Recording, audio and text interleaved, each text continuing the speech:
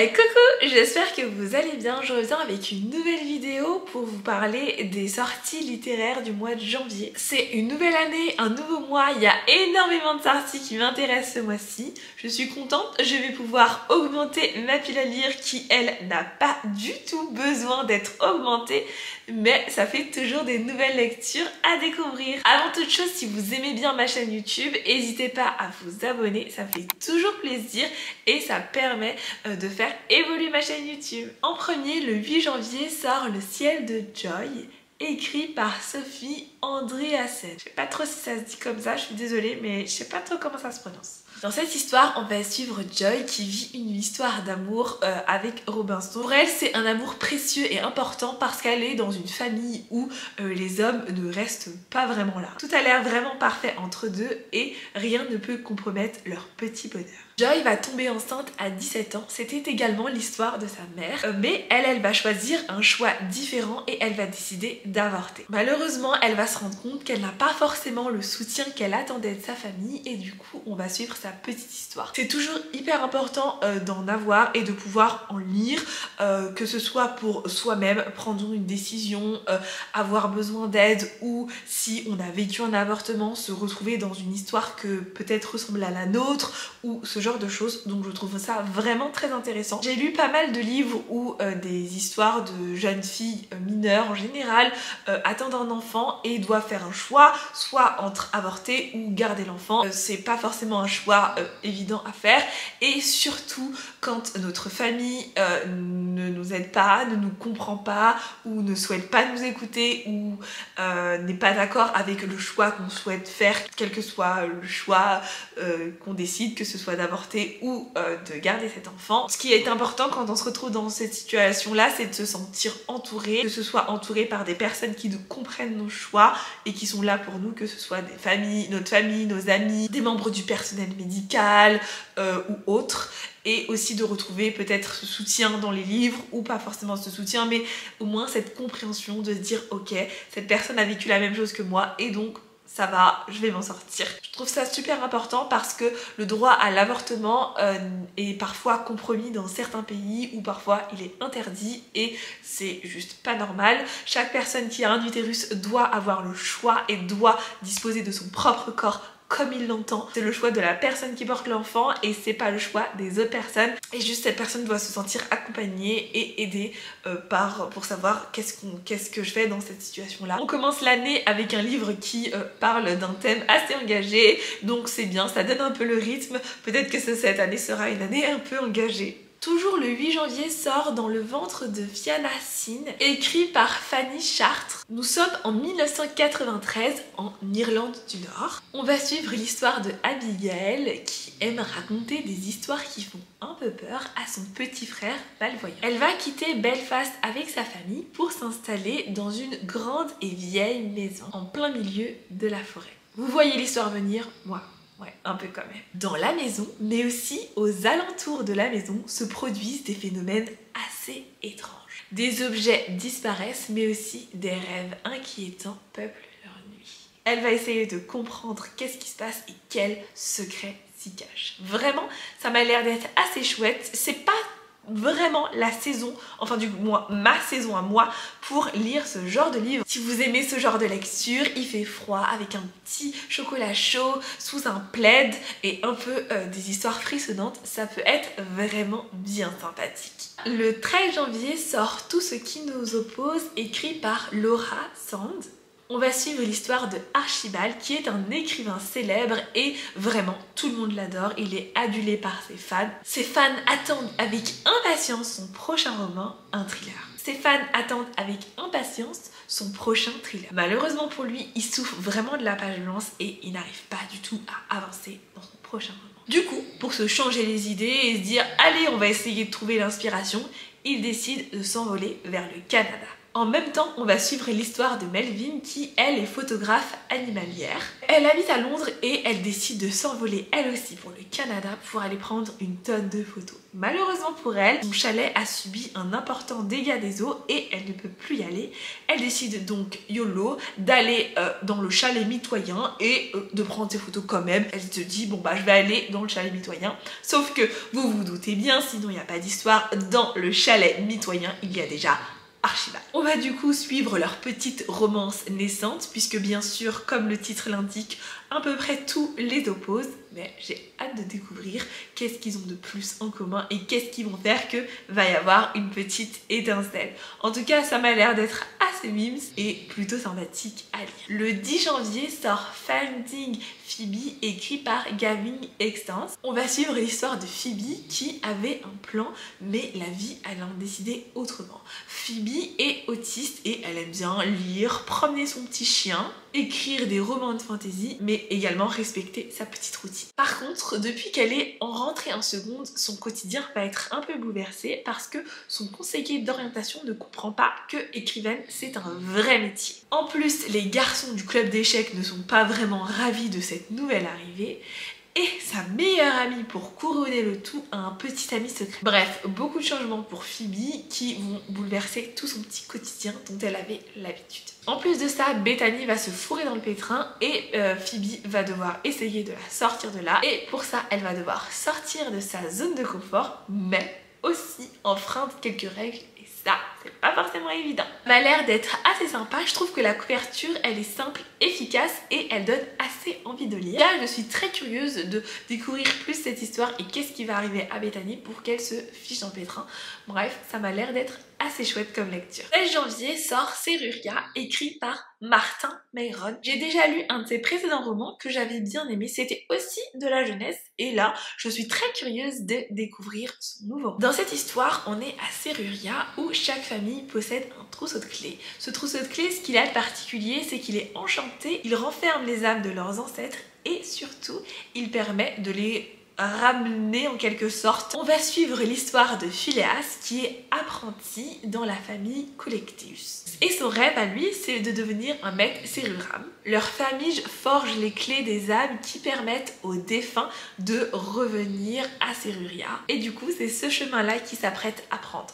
Pour prouver qu'il est digne de ça, avec son ami, il va essayer de résoudre une petite enquête. Comme il aime bien les petites enquêtes, il va se dire allez, je vais essayer d'en résoudre. Il y a des trousseaux d'âmes qui sont cambriolés et il va essayer de résoudre ce mystère. Vous imaginez bien, ce sont des conséquences catastrophiques de voler des clés d'âmes, surtout pour les défunts. Mais évidemment, ça ne va pas être une enquête si facile que ça. Il va être plongé dans une enquête qui le dépasse un petit peu et donc on va suivre toute cette histoire. J'ai déjà lu ce premier tome, je vais pas vous faire mon avis ici, je vous en parlerai tout bientôt, mais j'ai bien aimé cette petite lecture, c'était assez sympa et on voit que l'écriture de l'auteur a évolué, qu'il est dans un univers un peu plus poussé que le précédent et c'est chouette de voir sa plume grandir et de voir dans un autre univers, donc ça m'a fait extrêmement plaisir et puis l'histoire est assez sympa et assez originale. J'ai hâte d'en savoir plus dans le second tome. Ensuite, le 22 janvier sort le troisième tome de Amari par Bibi Alston.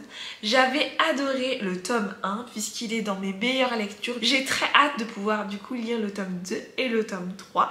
Je vais pas vous faire un résumé parce que bon, c'est le tome 3, sinon je vais tout vous spoil et je vais me spoil aussi puisque bah, je n'ai pas lu le tome 2 donc on va éviter de se spoil. Mais en tout cas, si vous aimez bien la magie, les petites aventures, les petites enquêtes, foncez, c'est trop bien. En plus, elle est vraiment trop mimes.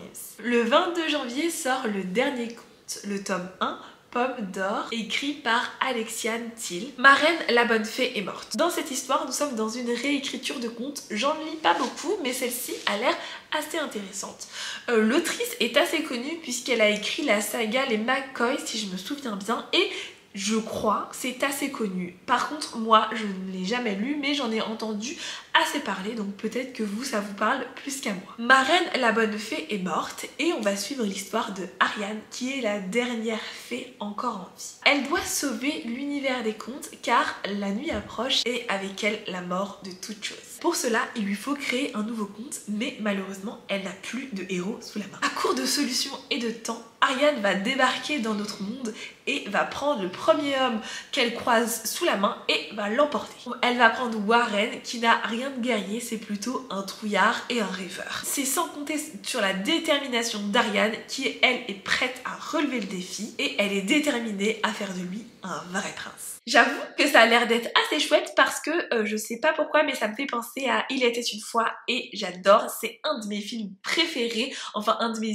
films préférés, on s'entend, c'est pas mon film préféré, faut pas non plus exagérer, mais c'est un de mes films préférés dans un peu l'univers princesse, Disney, des contes et tout, j'adore ce film et ça m'a fait complètement penser à ça mais un peu inversé, donc ça m'a l'air d'être assez chouette. Écoutez, je suis très curieuse de découvrir cette histoire et j'ai vraiment hâte d'en savoir plus. Le 23 janvier sort Le restaurant des recettes oubliées à la carte, écrit par Hisashi Kashiwai. Il y a une petite saga qui est sortie avant ça, mais je ne l'ai pas lu et je ne savais même pas que cette saga existait. Du coup, j'ai découvert ce livre-là par hasard en recherchant les nouvelles sorties qui allait arriver au mois de janvier. Je me suis dit, ce livre a l'air trop génial, trop bien. J'ai l'impression que c'est un peu la même vibe que Tant que le café est encore chaud et j'avais bien aimé ce roman-là, donc ça m'a donné envie de le découvrir. Dans cette histoire, on va suivre Koichi et Nagare qui tiennent un petit restaurant dans les rues de Kyoto. En plus de faire des plats traditionnels, ils proposent à leurs convives de faire des plats qui ont marqué leur vie, grâce aux indices récoltés dans les souvenirs de leurs clients.